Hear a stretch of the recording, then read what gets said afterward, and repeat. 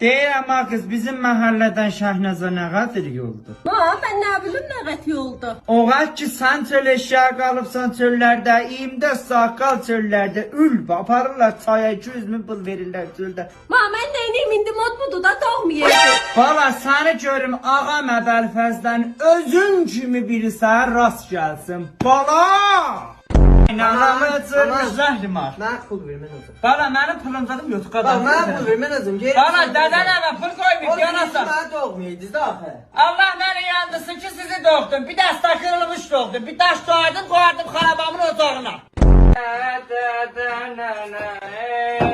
Onu doldurup koyarlar. Bak xarabada hambal var.